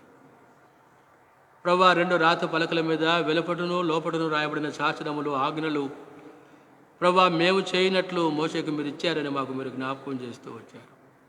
ప్రభుగలిగిన తండ్రి, ధర్మశాస్త్రం ఏది మేము చేయజాలకపోతామో దానిని మా పక్షంగా నెరవేర్చిన కొరకై దేవుడివై ఉండి పరమును మహిమను విడిచిపెట్టి లోకానికి వచ్చి ధర్మశాస్త్రమును మీరు నెరవేర్చిన దేవుడు అయినందులకై మీకు వందనాలు, స్తోత్రాలు. దయగలిగిన తండ్రి, వాటిని మీరు కొట్టివేసినారని మాకు మీరు జ్ఞాపకం చేస్తూ వచ్చారు. అయితే ఇశ్రాయేలు ప్రజలు ఆ సంగతిని గ్రహించక నేటికిని వారి మీద ముసుగు నిలిచి ఉన్నది అని మాకు మీరు జ్ఞాపకం చేశారు. ప్రభువే ఆత్మ, ఎక్కడ ప్రభు ఆత్మ ఉంటూ ఉందో అక్కడ స్వాతంత్ర్యం ఉండును అని మాకు మీరు జ్ఞాపకం చేశారు. మీ ఆత్మ చేత మమ్మల్ని కూడా వెలిగించి కృపగలిగిన తండ్రి, లోకము అందున్న దాసత్వం నుండి విడిపించి స్వతంత్రులుగా మిమ్మల్ని సేవించినట్లు కృపగలిగిన తండ్రి, మమ్మల్ని కూడా మీరు ఏర్పరచుకున్నందులకై మీకు వందనాలు స్తోత్రాలు చెల్లించుకుంటూ ఉన్నాం. కృపగలిగిన తండ్రి, క్రీస్తు యొక్క పత్రికగా లోకానికి మా హృదయముల మీద వ్రాయబడినటువంటి ఈ పరిచర్య కృపగలిగిన తండ్రి చూపించినట్లుగా జ్ఞాపకం చేసుకునండి. దయగలిగిన తండ్రి, మీ స్వారూప్యంలోనికి మీ మహిమ కొరకై మీరు ఆఖరి కొరకై సిద్ధపరచబడినట్లుగా జ్ఞాపకం చేసుకునండి. దయగలిగిన తండ్రి, రాత పలకల మీద వ్రాయబడిన ఆ పరిచర్య అది అక్షరమైనటువంటిది అని మాకు మీరు జ్ఞాపకం చేస్తూ వచ్చారు. అక్షరము సంపును ఆత్మ జీవంపజేయును అని మాకు జ్ఞాపకం చేశారు. దయగలిగిన తండ్రి, అక్షర సంబంధమైన పరిచర్య మహిమగలదైతే ఆత్మ సంబంధమైన పరిచర్య ఇంకా ఎక్కువ మహిమగలదిగా కనబడదు అని మాకు జ్ఞాపకం చేశారు. ఆ మహిమకు మమ్మల్ని పాత్రలుగా చేసినందుకై మీకు వందనాలు స్తోత్రాలు. తగినట్టుగా దయగలిగిన తండ్రి, మీ మహిమ కొరకై మాదిరిగా జీవించినట్లు మమ్మల్ని జ్ఞాపకం చేసుకునండి. మీ మాటలలో జీవమున్నది ప్రభువా, సామాన్యముగా మీ మాట గ్రహించడం కావాలని జ్ఞానం దయచేయండి. పరిచయను ముద్రించిన కుడి వచ్చిన బిడ్డలందరూ బలపరచండి. మీరు మాకు చాలిన దేవుడో మమ్మల్ని మీకు అప్పగించుకుంటూ యేసు ప్రభువు దేవుని నామమున ప్రార్థించి స్తుతించి వేడుకొనుచున్నాము తండ్రి, ఆమేన్. ఇదన ఉదయకాలం పురుషేడులో నూతన మందిరం ప్రతిష్ట ఆరాధన బల్ల ప్రారంభించబడింది. ఉదయకాలం సువార్త చాలా మంది సేవకులు రాగలిగారు. ఆ తర్వాత ఆరాధన బల్ల ప్రారంభించడానికి ప్రభు సహాయపడినారు. సుమారుగా ఒక 200 మంది కంటే ఎక్కువ మందే వచ్చారు. ఎవరైనా స్థానికంగా ఉన్న ప్రజలు ప్రభు మహిమ కొరకు జీవించినట్లు మీ ప్రార్థనలో జ్ఞాపకం చేసుకునండి. రేపు ఉదయకాలం 10 గంటలకు మందిరంలో ప్రార్థన సమయం కలిగి ఉంటుంది సహోదరుల కొరకై. తిరిగి రేపు సాయంకాలం 7:30కు సంఘంగా ప్రార్థన కొరకై మనం మరలా కోరుకుంటాం. మన తండ్రి అయిన దేవుని ప్రేమ, కుమారుడును పరిశుద్ధాత్మ అన్యోన్య సహవాసం మనకందరికీ సదాకాలం తోడై ప్రభు మహిమ కొరకై సంపూర్ణులుగా మనలను సిద్ధపరచునుగాక.